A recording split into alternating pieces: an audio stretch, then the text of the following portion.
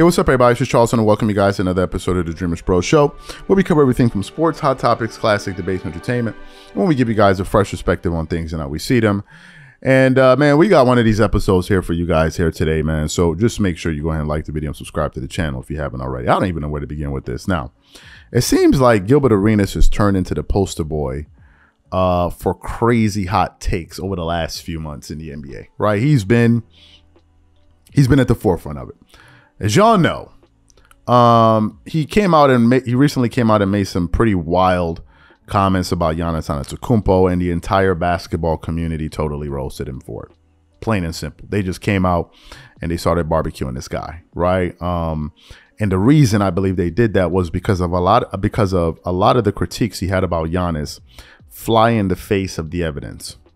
That's the problem, right? Like all the things that he said, people were trying to reconcile his comments versus what Giannis has actually done and what they're seeing. And once you started processing his comments or whatever you were saying about Giannis, and you looked at all the things that Giannis was able to accomplish, just even in the last 5 years. The last 5 years, you're like, well, wait a minute. You're saying this guy doesn't understand basketball. He doesn't know how to train his body, all of these different things. And you're bringing up all of these other players. But it's like, but some of these guys you're bringing up, Giannis is just as impressive as they are.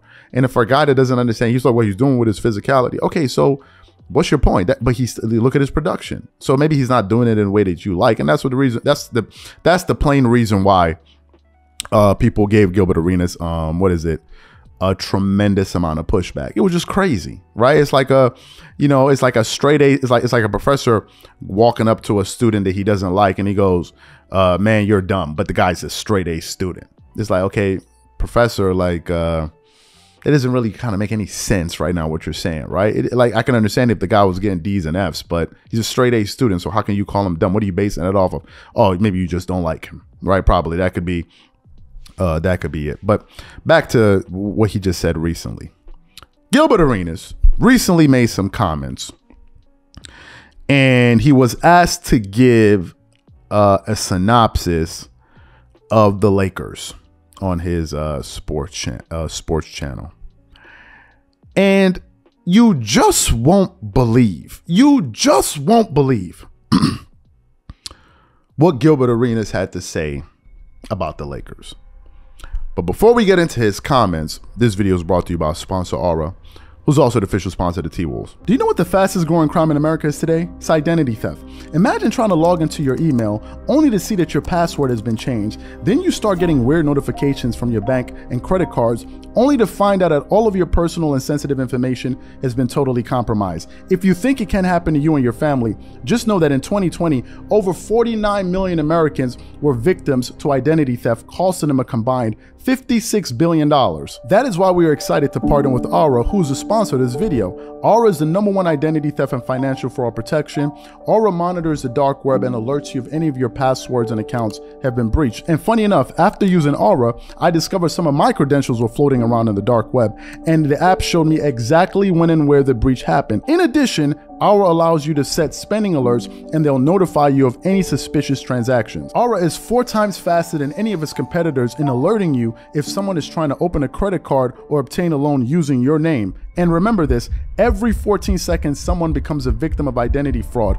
Don't let it happen to you. Now click the link in the description and try Aura for free for 2 weeks and see if any of you or your family's personal information has been compromised. Start your free trial at aura.com/dreamerspro. And when you try Aura by using the link in the description below, also know that you're supporting this channel.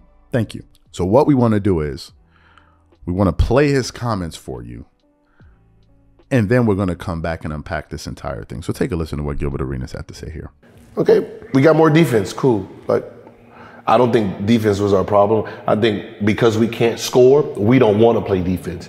Usually teams that they get buckets, they're usually trying to stop. They slap in the ground, they lock in. What's happening? You know, the fact that we can't score makes it harder to play defense. So getting another defensive player, getting rid of, like I like THT. I just thought, you know, with that team that we needed that type of score. So,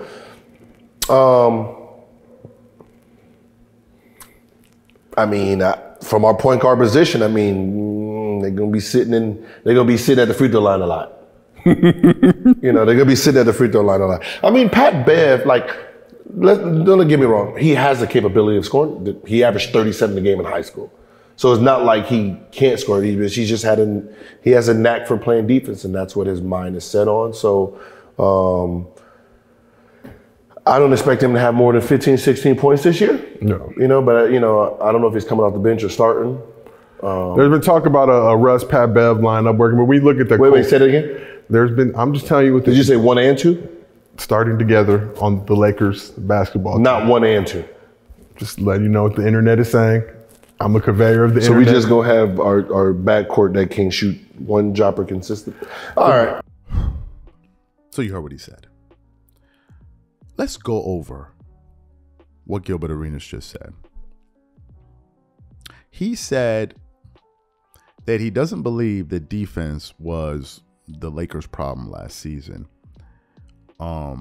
He said that he really believes that the heart of the issues lie with the offense.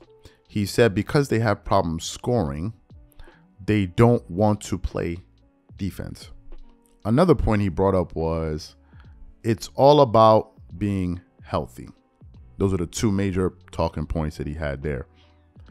And this is why to this day, I'm perplexed as to why Stephen A. Smith said Gilbert Arenas really knows basketball. And as a matter of fact, I'm going to bring him on. I don't know why Stephen A. Smith is going to come out there and contaminate the airwaves with Gilbert Arenas' basketball takes. Man, this new media, man, you know what?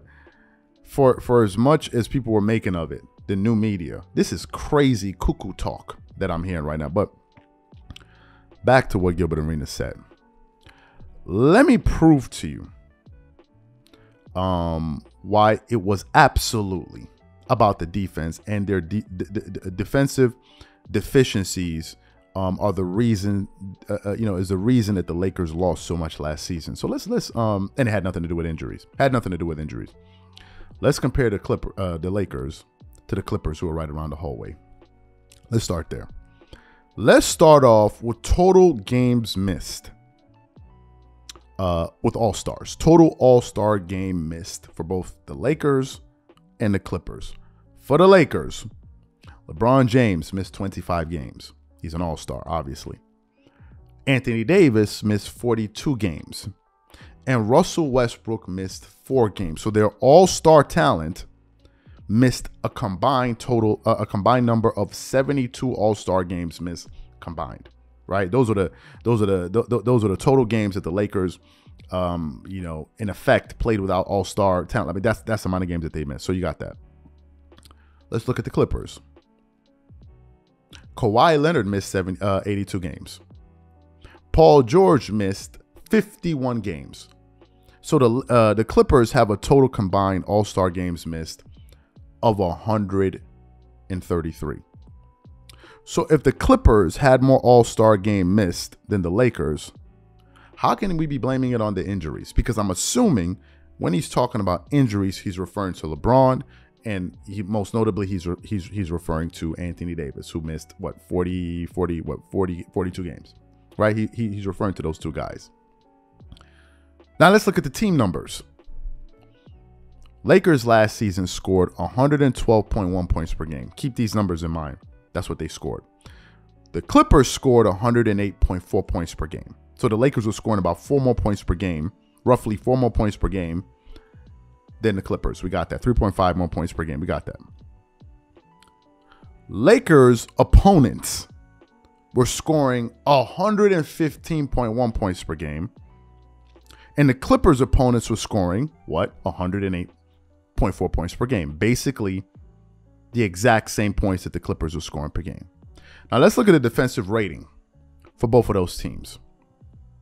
The Lakers were the 21st ranked defensive team in the NBA last year.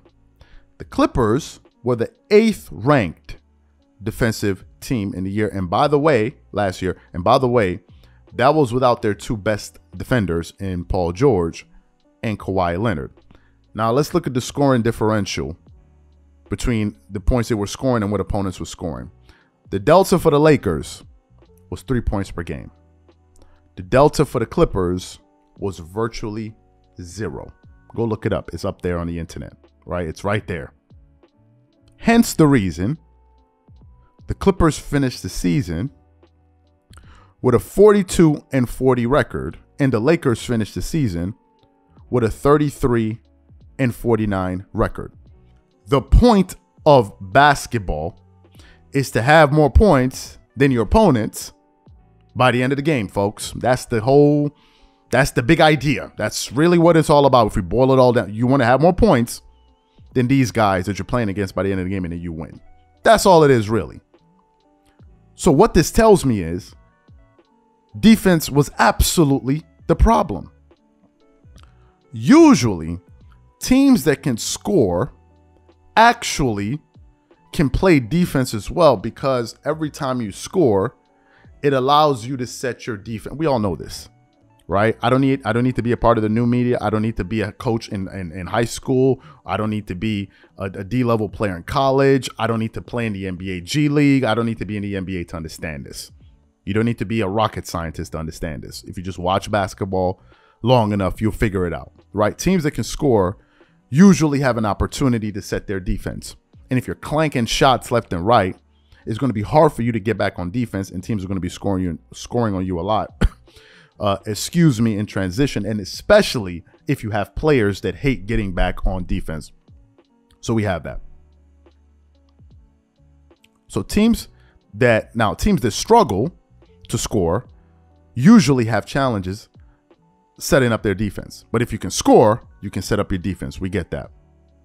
So the only way for those teams that struggle to score, the only way for those guys to survive in the NBA is that they have to put an emphasis on defense every single night to give themselves a chance. And that is exactly what the Clippers did all last season. Most of those games were going down to the wire, and it was a toss-up. But their defense kept them in games most nights because they know they had some deficiencies scoring the ball. It's one of the reasons you saw people like Marcus Morris struggle a lot, because Marcus Morris, just watch this season, his three-point shooting percentage will go up when he plays with spacing. And that's what Paul George will provide, and that's what Kawhi Leonard will provide, because those guys garner too much attention, and those guys are going to be able to get clean looks. Marcus Morris, Luke Kennard, Nick Batum, all of these guys. And that's the reason why the Lakers went out there and got Patrick Beverley and recently signed Dennis Schroeder. Dennis Schroeder is a two-way guard, right? He can score, but he can also defend. So defense was absolutely the problem for the Lakers last season. Sorry to tell you. That's what the stats say. That's what the stats say. For as bad as they were clanking shots up and down, all of these different things, whatever, they were still able to put up buckets, put up points on the scoreboard. They were able to do it. The problem was they couldn't stop opponents from scoring. And the differential in the points they scored every single game versus the points they gave up gives you the answer as to why they lost so many games. It's quite simple. They lose games because they're getting outscored.